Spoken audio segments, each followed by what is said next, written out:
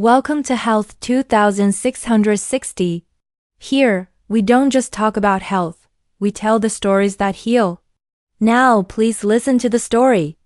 Never eat these vegetables raw, ancient wisdom revealed. Grandma Ellie's knowledge wasn't just about recipes passed down through generations. It was a profound understanding of the intricate dance between food and the human body. She wasn't a doctor, nor did she possess any formal medical certifications. Her expertise came from a lifetime of observing, experimenting, and listening, truly listening to the wisdom of the earth and the signals her own body sent her. Her wrinkled hands, stained with the hues of countless herbs and spices, held more practical knowledge about health than any textbook could convey.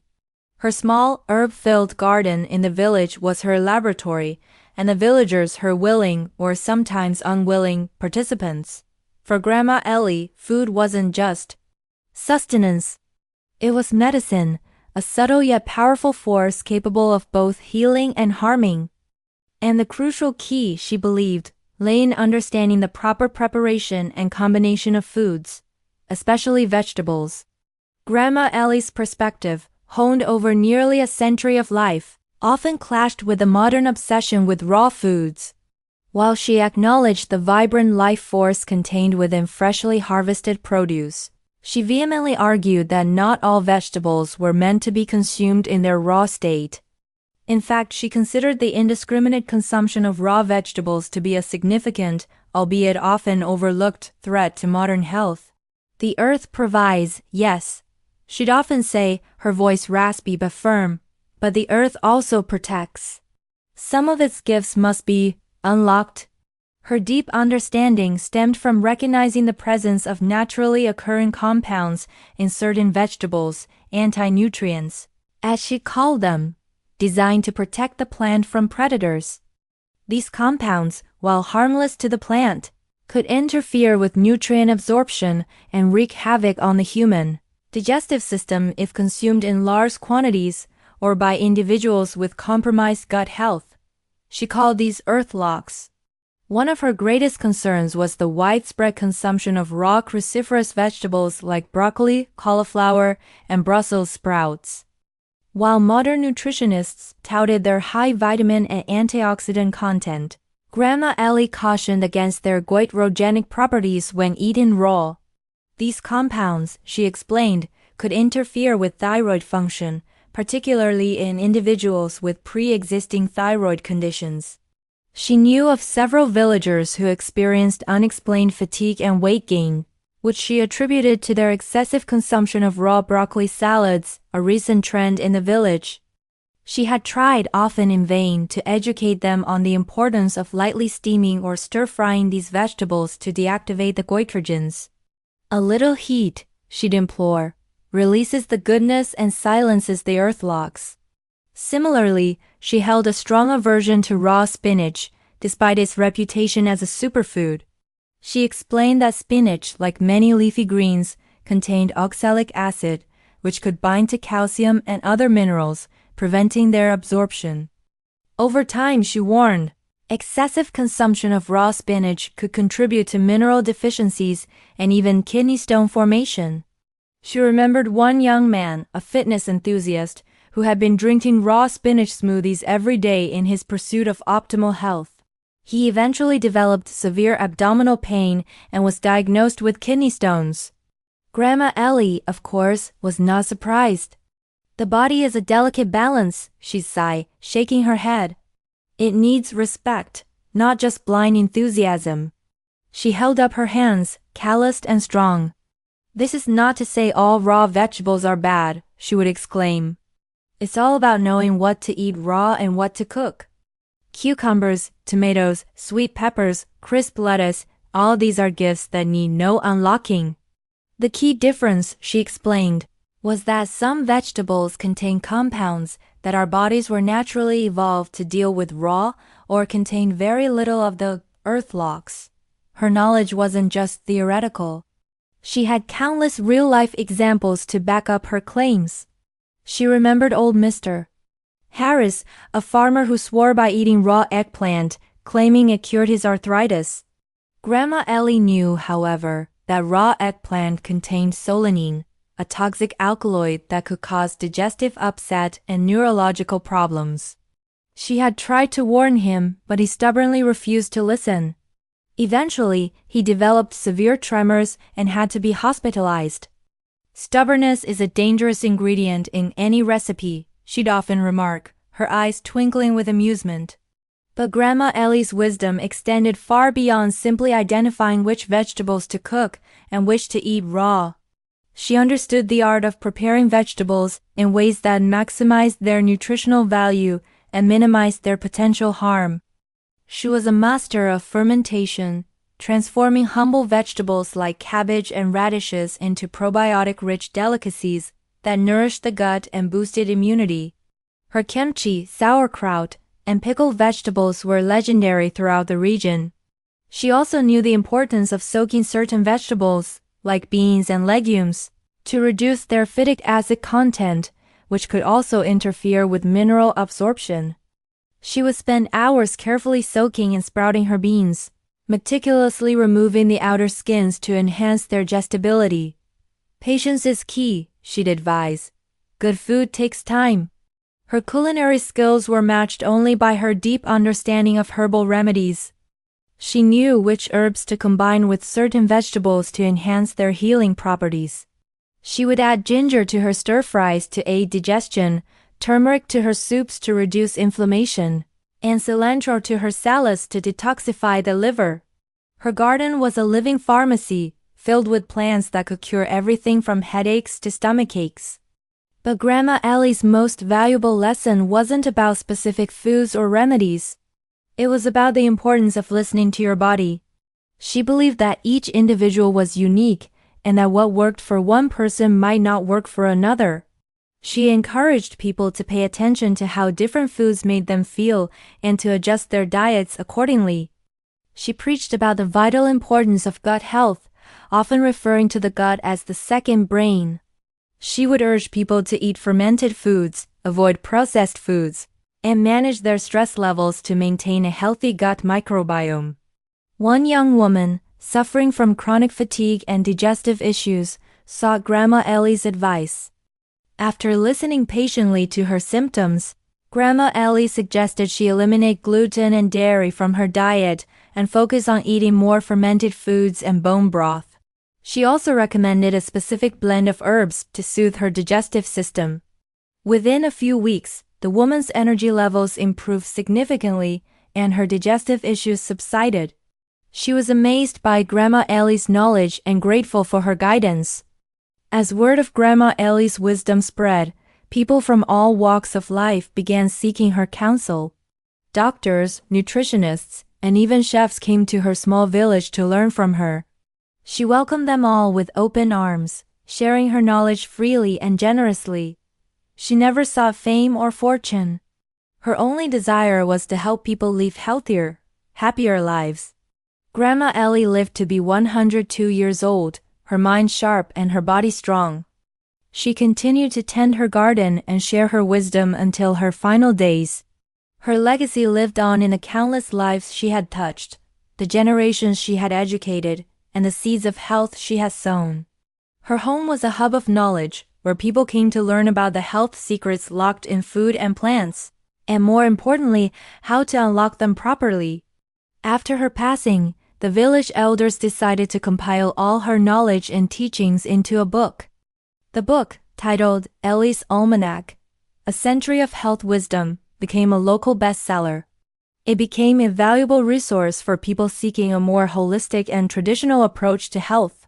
But more than just a collection of recipes and remedies, Ellie's Almanac was a testament to the power of observation, the importance of listening to your body, and the profound wisdom that can be found in the simple act of eating mindfully.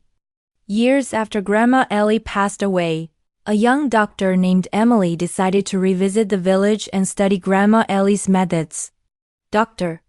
Emily, disillusioned with modern medicine's over-reliance on pharmaceuticals, was seeking a more preventative and holistic approach to healthcare.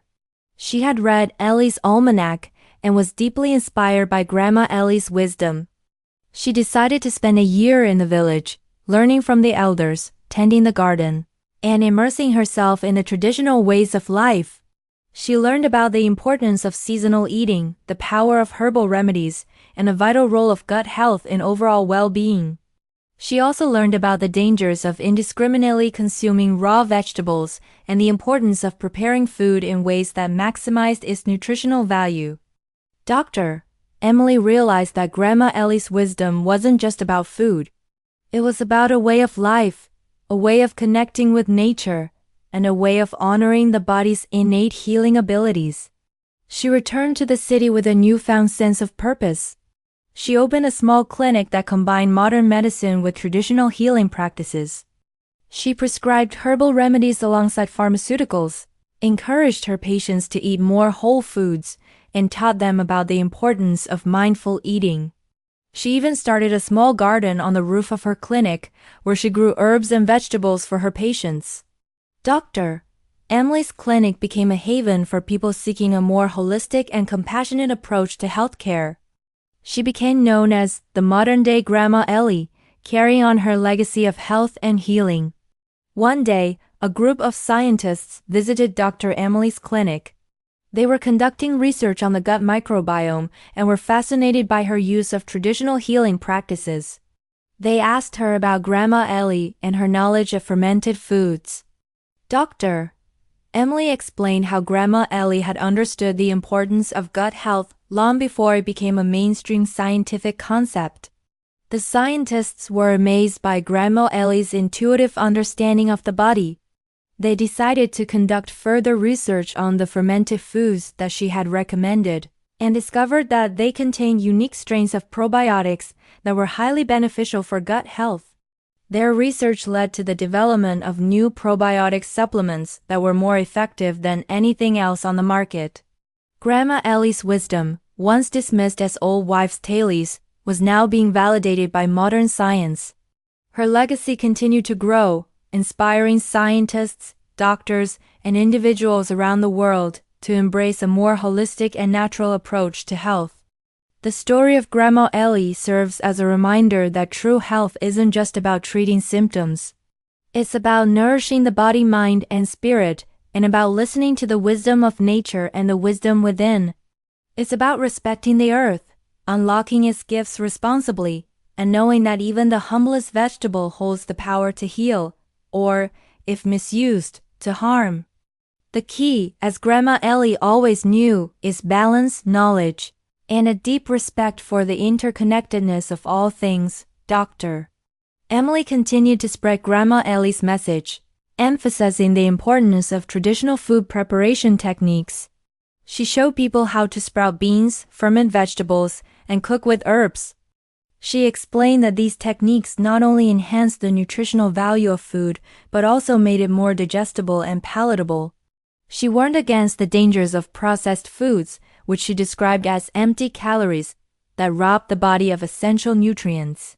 She also stressed the importance of mindful eating, encouraging people to slow down, savor their food, and pay attention to how it made them feel. She believed that eating should be a joyful and nourishing experience, not a mindless chore. Dr. Emily's teachings resonated with many people who are seeking a healthier and more sustainable way of life. Her clinic became a community hub where people could learn about traditional food preparation, herbal remedies, and holistic health practices. She organized workshops, cooking classes, and gardening sessions, empowering people to take control of their own health and well-being. She also collaborated with local farmers to promote sustainable agriculture and to ensure that her patients had access to fresh, locally grown produce. Dr. Emily's work attracted the attention of the media, and she was invited to speak at conferences and appear on television shows. She used these platforms to share Grandma Ellie's wisdom with a wider audience. She emphasized the importance of traditional knowledge and the need to preserve and revitalize traditional food cultures. She argued that modern food systems were unsustainable and that they were contributing to a global health crisis. She called for a return to more localized and sustainable food systems that prioritize the health of both people and the planet. Dr. Emily's message was met with both praise and criticism. Some people dismissed her as a Luddite who was out of touch with modern realities. Others accused her of promoting unscientific and dangerous practices. But Dr.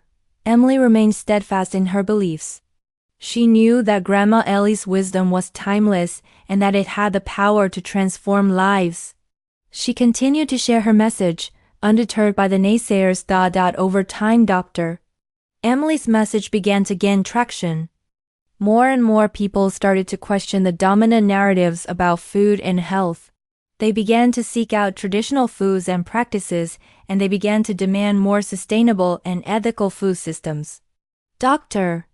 Emily's work played a significant role in this shift in consciousness. She had helped to revive a forgotten wisdom and to inspire a new generation of healers and health advocates. And so, the legacy of Grandma Ellie lived on, not just in the pages of Ellie's almanac, but in the hearts and minds of people around the world who are committed to creating a healthier and more sustainable future. The story of Grandma Ellie is a testament to the power of traditional knowledge, the importance of listening to your body, and the transformative potential of food. It is a reminder that true health is not just about the absence of disease, but about the presence of vitality, joy, and connection. It is a call to return to our roots, to reconnect with nature, and to rediscover the wisdom that lies within us all. The village where Grandma Ellie lived became a pilgrimage site for those seeking health and wellness. People traveled from far and wide to learn about her secrets and to experience the healing power of the land. The villagers, inspired by Grandma Ellie's legacy, established a health center that offered traditional healing practices, herbal remedies, and nutritional counseling. The center also featured a demonstration garden where visitors could learn about traditional food preparation techniques and the benefits of locally grown produce. The health center became a model for other communities around the world, demonstrating the power of traditional knowledge and community-based healthcare. The story of Grandma Ellie continues to inspire people to live healthier, happier, and more sustainable lives. It is a reminder that true health is not just about individual choices, but about creating a society that supports the well-being of all. It is a call to action to protect our environment, to promote sustainable agriculture, and to ensure that everyone has access to healthy and affordable food. And so, the legacy of Grandma Ellie lives on, not just in the village where she lived, but in the countless lives she has touched and in the seeds of health she has sown around the world. Health 2660 thanks you for listening. We'll see you in the next video, and until then, be kind to yourself.